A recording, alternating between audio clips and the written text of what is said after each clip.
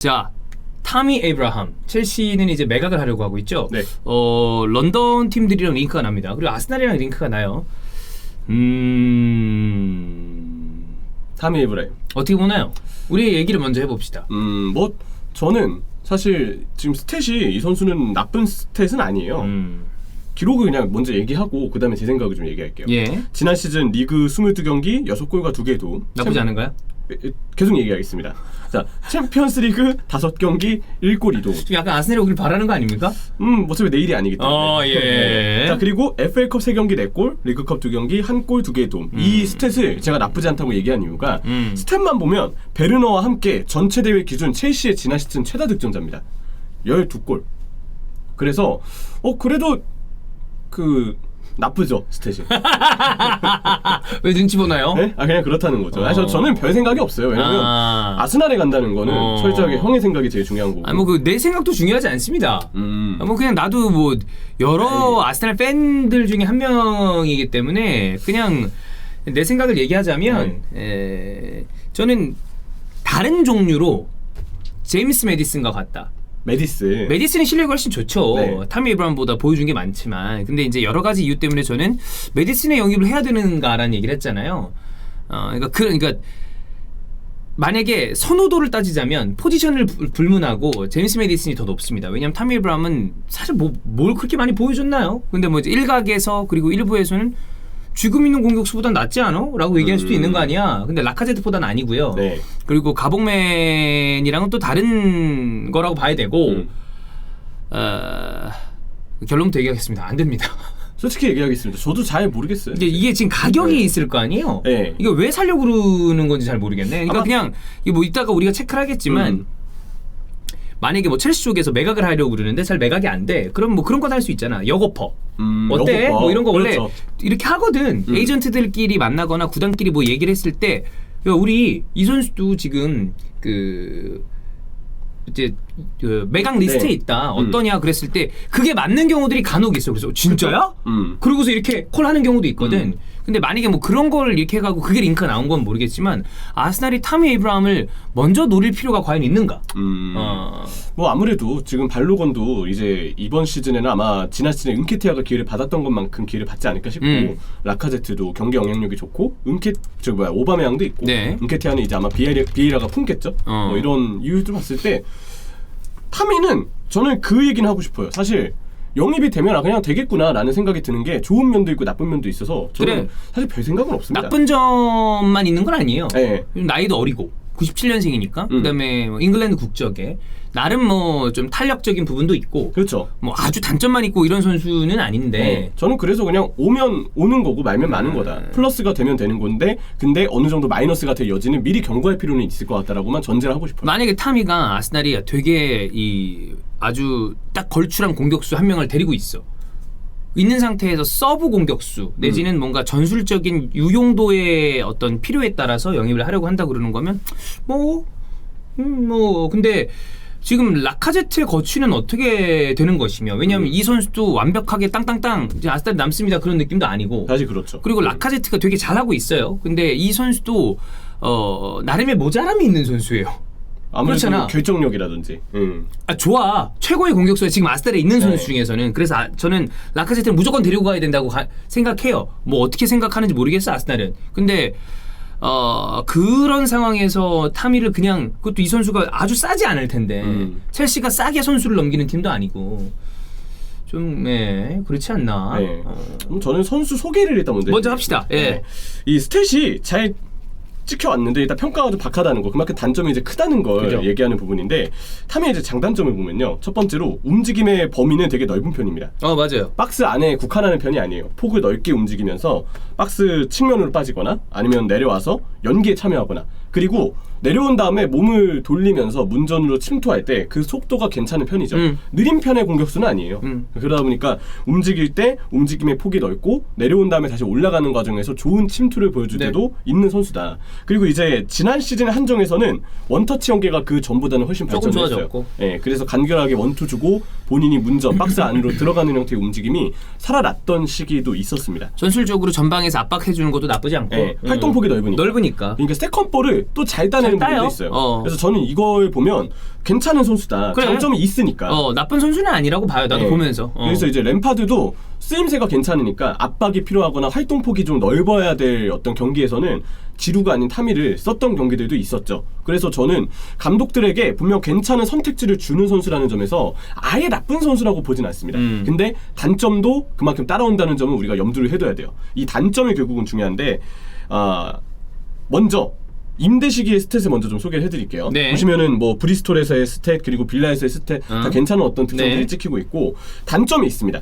피지컬이 영 좋지 않아요. 피지컬이 좋지 않았다 보니까 키는 커. 네, 키는 큰데 조금 비리비리해. 약간 휘청휘청한 스타일이에요. 무게 중심이 이렇게 딱 잡혀 있는 느낌은 아니에요. 아래 잡혀있는 느낌이 아니죠. 무게중심이 조금 위에 있으니까 결국 이제 신체 밸런스가 잘 잡히지 않으면서 상대가 뭐 집중 견제, 대인 견제를 하거나 대인 수비를 하거나 피지컬 쪽으로 싸움을 걸면 약간 몸이 버티지 못하고 휘청휘청하는 느낌이 좀 있습니다. 맞아요. 그래서 슈팅을 할 때도 온전히 힘이 다 실리지 않아요. 자리 유지를 잘하지 못하기 이게 때문에. 좀 뒤집어진다거나 그래서 제대로 된 원하는 곳에 슈팅을 좀 보내는 느낌이 없다. 그렇죠. 그래서 슈팅 임팩트가 좀 잘 차야 되는데 힘이 덜 실리면서 약하게 임팩트가 맞는 경우들이 있고 그래서 이 선수의 결정력에 대해서는 높은 점수를 주지 못하는 게 신체 밸런스가 완성되지 않았기 때문에 이쪽은 오히려 약점이 있기 때문에 슈팅에도 힘을 실어야 될 때 힘이 실리지 않는 장면들을 우리가 좀 많이 볼 수 있습니다. 그리고 또 하나는 키는 큰데 아까 얘기한 것처럼 결국 피지컬이 좋지 않으니까 그래 키는 커. 네, 그러니까 제공권이 결국 강점이 아니에요. 그런 거 있잖아. 키도 커.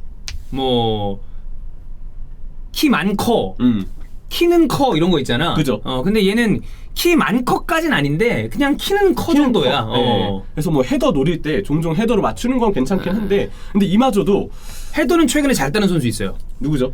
서울의 가브리엘. 가브리엘. 근데 이거 진짜 존나 잘 따던데. 따더라. 네, 와. 붙어가지고. 예. 근데 타미는 굳이 따지면 전 제공권은 약점이라고 생각해요. 중간중간 헤더 슈팅을 하는 선수긴 한데 근데 이 헤더 슈팅의 임팩트마저도 불확실할 때가 많다. 그래서 너무 신체 조건이 좋지 않다라고 좀 보이는 부분이 있어요. 그래서 이 부분은 단점이긴 하다. 이걸 좀 염두에 둬야 필요가 있겠고 그래서 단점으로 인해서 기복이 아무래도 좀 따라오는 스타일이다. 이렇게 먼저 저는 경고를 좀 하고 싶습니다.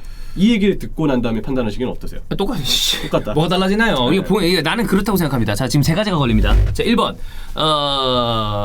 제일 먼저 걸리는 거는 첼시에서 아스날로 넘어온 다음에 그렇게 좋은 그림이 나왔던 적은 기억이 잘 없다. 일단 예전에 최근에 갈라스는 좋았어요. 난 개인적으로 갈라스가 와가지고 뭐 잘해줬던 기억이 있기 때문에 축구적으로만 놓고 봤을 때는 물론 뭐 베르캄베 10번을 받았다거나 뭐 여러 가지 기분 나쁜 그리고 난 다음에 또 런던 투어를 했잖아. 그렇죠. 좋지는 않았어요. 근데 괜찮은 수비 역할을 해줬어요 잠깐은. 그러니까 갈라스 근데 그 이후에 다비드 루이즈랑 윌리안이 있었잖아요. 다비드 루이즈는 사실 1인분은 했어. 뭐 약간 이제 PK가 좀 나오는 장면이라거나 실수가 없었던 것은 아니나 난 전체적으로 본다면 내가 다비드 루이즈 욕을 안 했던 건 아닌데 1인분 했다고 생각해요. 근데 문제는 윌리안입니다. 배불뚝이 아이씨. 이번에 보셨나요? 그래 볼록 해가지고 네. 배가 나온 사람들이 약간 빵빵한 티를 입으면 배꼽 있는 부분 약간 오목하게 그림자가 집니다. 그런 심하더라고요. 아니 봐봐 야, 일반인들은 그럴 수 있어요. 뭐 다들 일상도 바쁘고 그런데 뭐 그럴 수도 있지. 그리고 코로나 때문에 요즘에 전체적으로 좀 체중이 늘었대요. 그렇죠. 근데 운동선수 아닙니까? 프리시즌 이제 딱 들어가고 있는. 아니 그러니까 왜 그것까지 아자를 따라해? 아자를 권한대행이었잖아. 근데 왜 그걸 똑같이 따라하냐고. 하고 있잖아요.